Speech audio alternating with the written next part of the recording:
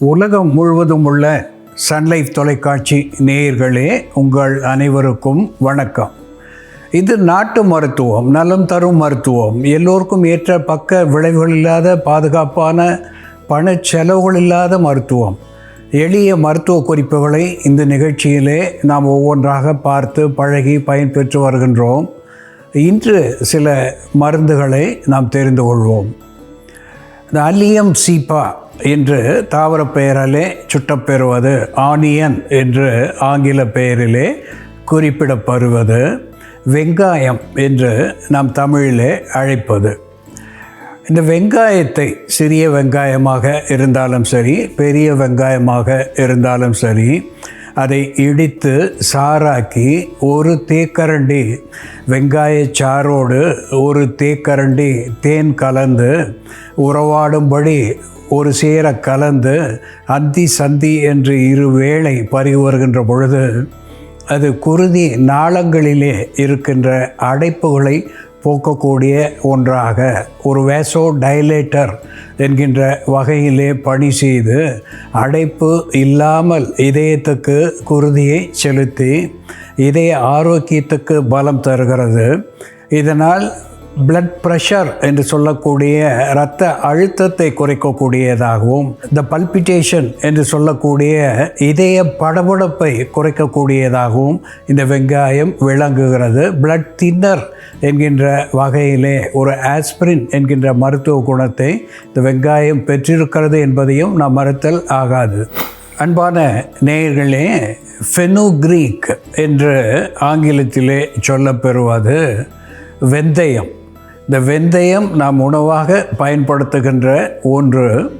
வெந்தயத்தை ஊற வைத்து அதை நன்கு அரைத்து விழுதாக்கி தீப்பட்ட காயங்கள், அந்த தீப்பட்ட காயங்களின் மேலே போடுவதனாலே உடனடியாக அந்த காயங்களை ஆற்றக்கூடிய வல்லமையுடையது. அடுக்கலையிலே தாய்மார்கள் வேலை செய்கின்ற பொழுது தெரிந்தோ தெரியாமலோ தீக்காயங்கள் ஏற்படுகின்ற நிலையிலே இந்த வெந்தயத்தை விழுதாக்கி மேல்பற்றாக போடுகின்ற நிலையிலே 21 நாட்கள் எடுத்துக்கொள்ளக்கூடிய அந்த ஆறுகின்ற காலம் என்பது மிக குறைந்து சில நாட்களில் அந்த தீக்காயங்கள் ஆறிப்போகும். எரிச்சலும் இல்லாமல் அது தணிந்து நல்ல ஒரு நிலையை உண்டாக்கும் என்பதை சுட்டிக்காட்ட விரும்புகின்றேன்.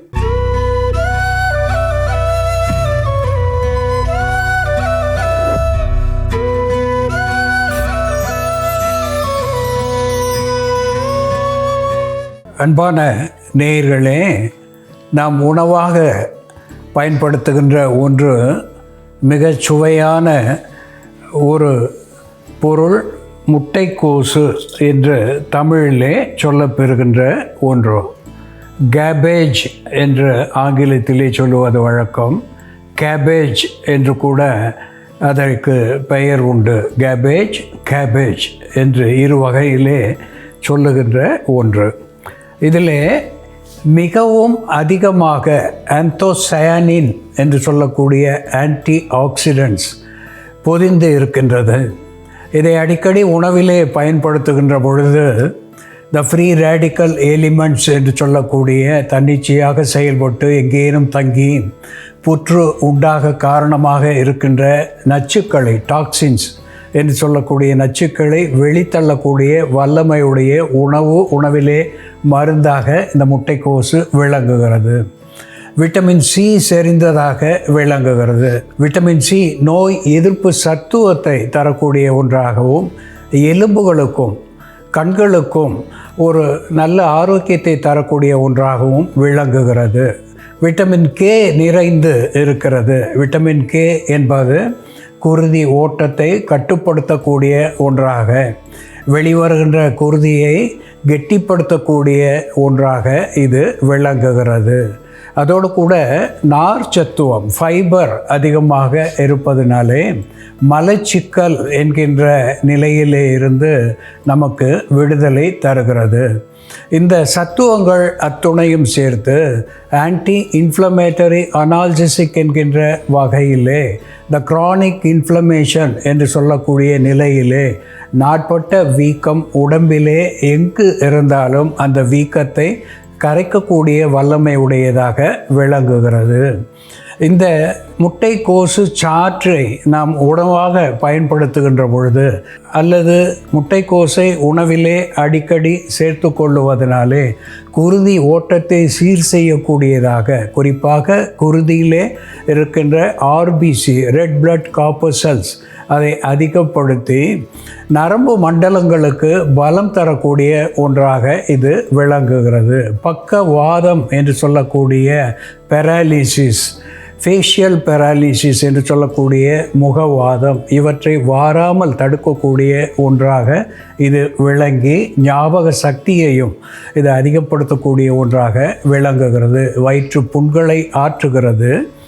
நல்ல சத்தூட்டம் உள்ள நியூட்ரியஸ் என்று சொல்லக்கூடிய சத்தூட்டமான உணவாக இது விளங்குகிறது. ஆனால் லோ கலோரி என்று சொல்லக்கூடிய வகையிலே இது சத்துவத்தை, எரிசக்தியை குறைவாக பெற்றிருப்பதனாலே இந்த எல்டிஎல் என்று சொல்லக்கூடிய லோ டென்சிட்டி லிப்பிட் என்கின்ற கெட்ட கொழுப்பு சத்துவத்தை கரைத்து உடல் எடை அதிகமாகாமல் பார்த்து கொள்ளக்கூடிய வெயிட் மேனேஜ்மெண்ட் என்று சொல்லக்கூடிய வகையிலே இந்த முட்டைக்கோசு உணவாகி நமக்கு மருந்தாகி பயன் தரும் என்பது உண்மை. இந்த முட்டைக்கோசு எப்படி மருந்தாகிறது என்று செயல்முறையிலே பார்ப்போம், வாருங்கள். நேயர்களே, நாம் இன்னைக்கு உணவாக பயன்படுத்தக்கூடிய முட்டைக்கோசை மருந்தாக எப்படி பயன்படுத்துறதுன்னு பார்க்கலாம். முதல்ல நாம் முட்டைக்கோசை பயன்படுத்தி ஜீரண மண்டலத்தில் உள்ள அதிகப்படியான அமிலத்தன்மையை குறைத்து வயிற்றில் உள்ள புண்களை ஆற்றக்கூடிய ஒரு பானம் தயார் பண்ணலாம். இதற்கு தேவையான பொருட்கள்: முட்டைக்கோஸ், ஓமம், இந்துப்பு, கொத்தமல்லி, மோர். அசிடிட்டி அதிகமாக இருக்கிறவங்க, அல்சர் இருக்கிறவங்க இந்த பானத்தை காலையில் வெறும் வயத்தில் எடுத்துக்கலாம். அதே போல் மதிய உணவுக்கு நம்ம பிளெயினாக மோர் சாப்பிட்றதுக்கு பதில் இந்த முட்டைக்கோஸ் மோர் தொடர்ந்து எடுத்துகிட்டு வரும்பொழுது வயிற்று புண்கள் நல்லா ஆறும், நெஞ்சு கரிக்கிறது போன்ற பிரச்சனைகள் இருக்காது. நம்ம கட் பண்ணி வச்சுருக்க முட்டைக்கோஸ் எடுத்துக்கலாம். அதோட கொத்தமல்லி இலைகள் சேர்த்துக்கலாம். தேவையான அளவு இந்துப்பு, 2 சிட்டிகை ஓமம். ஓமம் சேர்த்து நம்ம எடுத்துக்கும் பொழுது வாயு தொல்லையை கட்டுப்படுத்தக்கூடிய மருந்தாக அது செயல்படும். இதோட நம்ம மோர் விட்டுக்கலாம். கொஞ்சமாக நீர் சேர்த்து அரைச்சிடலாம்.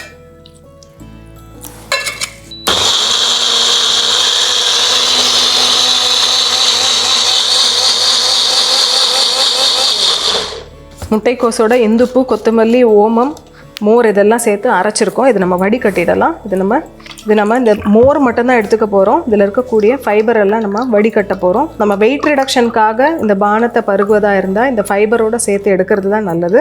நெஞ்செரிச்சல் இருக்கும் பொழுது நம்ம இந்த முட்டைக்கோஸோட மோர் சேர்த்து இப்படி தயார் பண்ணி குடித்தோம்னா நெஞ்செரிச்சலை தடுக்கக்கூடிய மருந்தாக இருக்கும்.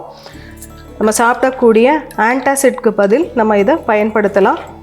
அமிலத்தன்மையை கட்டுப்படுத்தக்கூடிய சிரப்ஸ், மாத்திரைகள் இதெல்லாம் நம்ம சாப்பிட்றதுக்கு பதில் இந்த முட்டைக்கோஸோட மோர் சேர்த்து சாப்பிட்டோம்னா நெஞ்செரிச்சல் கட்டுப்படும். அதே போல் முட்டைக்கோஸை நம்ம ஒரு வலி நிவாரணியாகவும் பயன்படுத்தலாம். நம்ம எருக்க இலை மற்றும் ஆமணுக்கு இலையெல்லாம் எப்படி விளக்கெண்ணெயில் வதக்கிட்டு ஒற்றடம் கொடுப்பதற்காகவும் மேல் பற்று போடுவதற்காகவும் பயன்படுத்துகிறோமோ அதே மாதிரி இந்த முட்டைக்கோஸ் மேலே இருக்கக்கூடிய இந்த பச்சை நிறம் இருக்கக்கூடிய இந்த இதழ்களை எடுத்து நம்ம விளக்கெண்ணெயில் வதக்கிட்டு வலி வீக்கம் இருக்கிற இடத்துல நம்ம பற்று போடுவதற்காக பயன்படுத்தலாம். இது போன்று ஒரு 4-5 இதழ்கள் எடுத்து நம்ம மேலே வச்சு ஒன்றன் மேல் ஒன்று அடுக்கி ஒரு துணி வச்சு கட்டி வச்சிட்டோம்னா கொஞ்ச நேரத்தில் அந்த இடத்துல இருக்கக்கூடிய வலியும் வீக்கமும் கம்மியாகும், பிளட் சர்க்குலேஷன் இம்ப்ரூவ் ஆகும். மாதவிடாய் காலத்தில் பெண்களுக்கு அதிகப்படியான இரத்தப்போக்கு இருக்கும் பொழுது அதை கட்டுப்படுத்துவதற்கான மருந்தாகவும் இதை பயன்படுத்தலாம். ஓமத்தை தவிர்த்து நம்ம கொத்தமல்லி இலைகள், உப்பு மற்றும் மோர் சேர்த்து முட்டைக்கோஸோடு சேர்த்து அடித்து வடிகட்டி அதை குடிக்கும் பொழுது பெண்களுக்கு மாதவிடாய் காலத்தில் ஏற்படக்கூடிய அதிகப்படியான இரத்தப்போக்கு கண்ட்ரோல் ஆகும். இரத்தம் உறைவதற்கு தேவையான விட்டமின் கே மற்றும் கால்சியம் சத்து இதில் அதிகமாக இருக்கிறதுனால இதை நம்ம ஹெவி ப்ளீடிங் இருக்கும் பொழுது மருந்தாக பயன்படுத்தலாம்.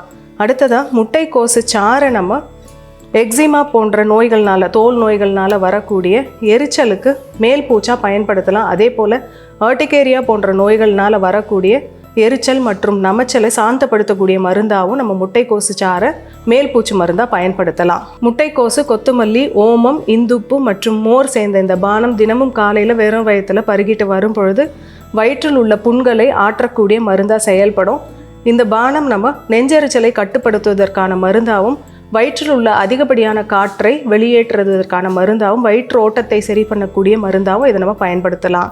அன்பான நேயர்களே, கேபேஜ் என்று சொல்லக்கூடிய முட்டைக்கோசு நாம் உணவாக எடுத்துக்கொள்ளுகின்ற பொழுது அதில் கால்சியம் என்று சொல்லக்கூடிய சுண்ணாம்பு சத்துவம் மிகுதியாக இருக்கிறது. பொட்டாசியம், மெக்னீசியம் போன்ற தாது உப்புக்கள் அதிகமாக இருக்கிறது. இவை இதய ஓட்டத்துக்கு இதமான சூழ்நிலையை தரக்கூடிய ஒன்றாக, இதய ஆரோக்கியத்துக்கு பலம் தரக்கூடியதாக விளங்குகிறது. த ஃபோலேட் என்று சொல்லக்கூடிய விட்டமின், B6 என்று சொல்லக்கூடிய விட்டமின் அதிகமாக இருப்பதனாலே குருதி ஓட்டத்தை துரிதப்படுத்தக்கூடிய ஒன்றாக இது விளங்குகிறது. பிராணவாயுவை குருதியிலே சேர்த்து உடல் முழுவதும் கொண்டு செல்லக்கூடிய பணியை இந்த விட்டமின் B6 செய்கிறது. அதனோடு கூட விட்டமின் C அதிகமாக இருக்கிறது. K என்கின்ற சத்துவம் இருக்கின்றது. விட்டமின் C ஒரு ஆன்டி ஆக்சிடென்ட் என்கின்ற வகையிலே இதில் இருக்கின்ற ஆந்தோசயானின் என்று சொல்லக்கூடிய ஒரு ஆன்டி ஆக்சிடென்ட்டோடு சேர்ந்து புற்று வாராமல் தவிர்க்கக்கூடிய ஒரு உணவாக விளங்குகிறது. தொண்டையிலே இருந்து மலக்குடல் வரையிலே புற்று எங்கும் வாராத ஒன்றாக இந்த ஆந்தோசயானின், அதோடு கூட விட்டமின் K நமக்கு பயன் தருகிறது. இப்படி ஃபைபர் என்கின்ற நார் சத்துவத்தை மிகுதியாக பெற்றிருப்பதனாலே மலத்தை இழக்கக்கூடிய ஒன்றாக கொலான் ஹெல்த், கட் ஹெல்த் என்று சொல்லக்கூடிய குடல் ஆரோக்கியம், மலக்குடல் ஆரோக்கியம் இவற்றை தரக்கூடியதாக விளங்குகிறது. எலும்புகளுக்கு பலம் தரக்கூடியதாக, த போன் ஸ்ட்ரென்த் என்று சொல்லக்கூடிய ஒன்றாக விளங்குகிறது. இன்ஃப்ளமேஷன் என்று சொல்லக்கூடிய வீக்கம் எங்கு இருந்தாலும் அந்த வீக்கத்தை கரைக்கக்கூடிய ஒன்றாக, குறிப்பாக இதய வீக்கம், த ருமட்டாய்டு ஹார்ட் டிசீஸ் என்று சொல்லுகின்ற பொழுது இதயம் வீக்கமாக வருகின்ற ஒரு நிலை ஏற்படுகின்றது. அப்படிப்பட்ட நிலையிலே இதய வீக்கத்தையும் கரைக்கின்ற தன்மை உடையதாக இந்த முட்டைக்கோசு உணவாகி பயன் தருகிறது. இந்த முட்டைக்கோசோடு கொரியாண்டர் லீஃப் என்று சொல்லக்கூடிய கொத்துமல்லி நாம் சேர்த்திருக்கின்றோம். கொத்துமல்லியும் முட்டைக்கோசோடு ஒத்த மருத்துவ குணத்தை பெற்று விளங்குகிறது.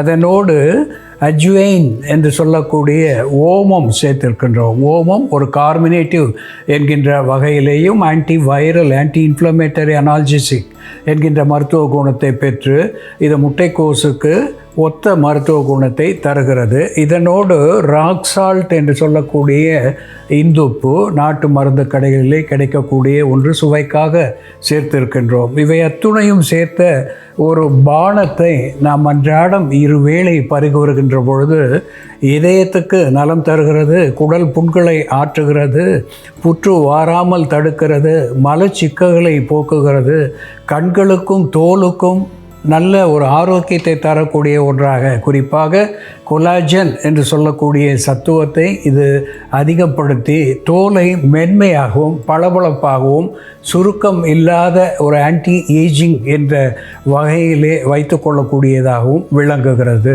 அன்பான நேயர்களே, முட்டைக்கோசு எப்படி மருந்தாகி நமக்கு பயன் தருகிறது என்று நாம் பார்த்து தெரிந்து கொண்டோம். இதுபோல வேறு ஒரு மருத்துவ குறிப்போடு நாம் மீண்டும் சந்திப்போம். நன்றி, வணக்கம்.